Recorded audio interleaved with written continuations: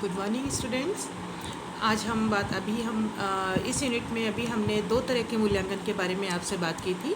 सबसे पहले हमने बात की थी संस्था का मूल्यांकन करना और दूसरा था आपका शिक्षकों का मूल्यांकन। अब हम आज बात करेंगे इवैल्यूएशन ऑफ पीपल्स परफॉर्मेंस या छात्रों की उपलब्धि का मूल्यांकन करना या छात्र मूल्यांकन करना। सबसे पहले हम बात करते हैं कि evaluation of people performance basically किस तरीके से या इसका कॉन्सेप्ट क्या है, इसका प्रत्यय क्या है। तो मूल्यांकन एक तरीके से अगर हम देखें तो बहुत ही ज़्यादा एक कम्प्रहेंसिव या एक बहुत ज़्यादा मूल्यांकन एक तरीके से अगर हम परीक्षा से अगर हम उसकी तुलना करें तो ये बहुत ही कम्प्रहेंसिव प्रत्यय है, बहुत ही कम्प्रहेंसिव कॉन्सेप्ट है ये, क्योंकि ये छात्रों की जो आंतरिक जो उसकी अध्ययन आदतें हैं या उसकी जो डीप जो उसकी स्टडी हैबिट्स हैं उनको इफ़ेक्ट करता है और साथ ही साथ ये भी बताता है कि the student and teaching system of the teachers, यानी छात्रों की अध्ययन आदतें के बारे में इसके द्वारा पता लगाया जा सकता है और साथ ही साथ छात्रों जो शिक्षक हैं उनके द्वारा जो टीचिंग सिस्टम अपनाया गया या जो शिक्षण व्यवस्था अपनाई गई उनके बारे में भी आसानी से पता लगाया जा सकता है। परफॉर्मेंस और achievement of the students can be done by the following 3 ways, यानी छात्रों का मूल्यांकन या उनकी निष्पत्ति का या उनकी उपलब्धि का जो मूल्यांकन है वो 3 तरीके से किया जा सकता है। जैसे पहला है इसमें ओरल एग्जामिनेशन, यानी जिन्हें हम कहते हैं मौखिक परीक्षाएं। मौखिक परीक्षाएं आप सब जानते हैं कि जब प्रश्नों का जब मौखिक तरीके से जब प्रश्नों के द्वारा किसी छात्र का मूल्यांकन किया जाता है तो हम उसे मौखिक प्रश्न तरीके का एग्जामिनेशन कहते हैं, जैसे इंटरव्यू, वाइवा इत्यादि जो होते हैं। दूसरा है प्रैक्टिकल एग्जामिनेशन। प्रैक्टिकल एग्जामिनेशन यानी प्रयोगात्मक परीक्षाओं के द्वारा छात्रों का मूल्यांकन करना। प्रयोगात्मक परीक्षाएं जैसे आप अभी तक बहुत सारे विषयों की प्रैक्टिकल देते चले आए हैं, साइंस है, ज्योग्राफी है, हर तरीके की चीज़ों के लिए प्रैक्टिकल देने जो विषय होते हैं जिनमें प्रयोगात्मक तरीके से यानी कुछ बच्चों की लर्निंग बाय डूइंग के आधार पर उनकी कैपेसिटी को इवेल्युएट किया जाता है। तीसरा है रिटन एग्जामिनेशन, यानी लिखित तरीके की परीक्षाएं। छात्रों का मूल्यांकन जब वो कुछ लिखकर किसी चीज़ का उत्तर देते हैं उनके आधार पर किया जाता है। ये 2 तरीके से किया जाता है। रिटन टेस्ट जो होते हैं ये 2 तरह के होते हैं, एक होते हैं ऐसे टाइप और दूसरे हैं ऑब्जेक्टिव टाइप। अब हम बात करते हैं स्कोप ऑफ पीपल इवैल्यूएशन, यानी छात्र मूल्यांकन का क्षेत्र, या हम ये कह सकते हैं कि छात्रों का मूल्यांकन किन किन क्षेत्रों में किया जा सकता है या वो कौन कौन से एरिया हैं जिनमें छात्रों का मूल्यांकन जिन क्षेत्रों का मूल्यांकन आसानी से किया जा सकता है, या पीपल इवैल्यूएशन में हम इन चीज़ों का मूल्यांकन करते हैं। क्या है वो? जैसे पहला है evaluation of people social development. मूल्यांकन छात्रों का जो मूल्यांकन है वो छात्रों के जो सामाजिक विकास किस स्तर का हुआ है इस बात का मूल्यांकन किया जा सकता है। दूसरा evaluation of people physical development, छात्रों का शारीरिक विकास या उनके द्वारा जो उनका शारीरिक विकास हुआ है उस विकास का भी मूल्यांकन आसानी से पीपल इवैल्यूएशन के द्वारा किया जा सकता है।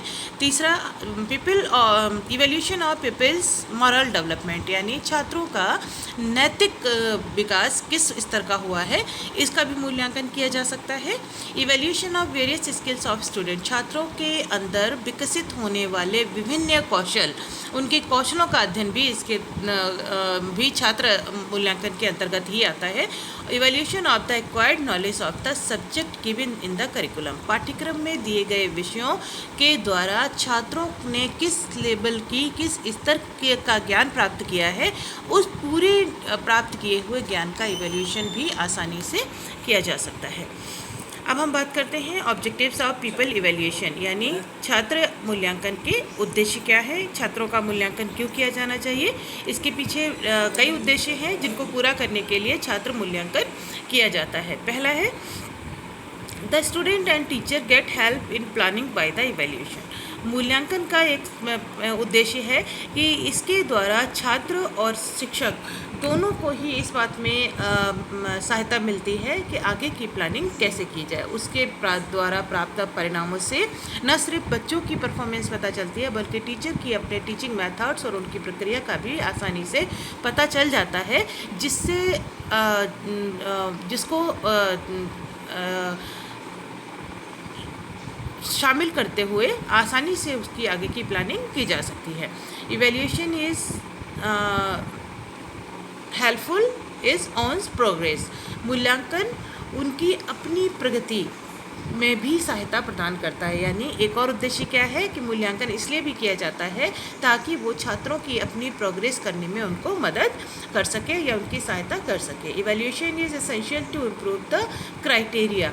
मूल्यांकन के द्वारा ही जितने भी तरीके के परीक्षाओं के जो क्राइटेरिया हैं, उन क्राइटेरिया को आसानी से इम्प्रूव किया जा सकता है, या उसको जैसे आप देखते हैं कि जो क्राइटेरिया होते हैं, किसी एंट्रेंस के बाद कितनी कट ऑफ है, इतने परसेंट आने ज़रूरी हैं, इस तरीके के जो क्राइटेरिया हैं वो मूल्यांकन के द्वारा ही आसानी से निर्धारित किए जा सकते हैं या उनमें सुधार लाया जा सकता है। To get awareness of people needs, छात्रों की आवश्यकताओं को आसानी से पहचाना जा सकता है मूल्यांकन के द्वारा कि उनको किस क्षेत्र में किस तरीके की आवश्यकता है। Provide knowledge to the teacher regarding the student development and progress, शिक्षक को इस बात की भी का भी ज्ञान प्राप्त हो जाता है मूल्यांकन के द्वारा कि वो छात्रों के विकास और उनकी प्रोग्रेस को सही आंक सकें और उन्हें उसके लिए उन्हें और क्या करने की आवश्यकता है इसके बारे में जानकारी प्राप्त कर सकें। तो ये थे इसके ऑब्जेक्टिव्स। अब हम बात करते हैं kinds of people evaluation method. छात्रों का जो मूल्यांकन है या जो छात्र मूल्यांकन है वो किन किन विधियों के द्वारा किया जा सकता है या कैसे छात्र मूल्यांकन किया जाता है। तो अभी हमने आपसे बात की थी रिटिन और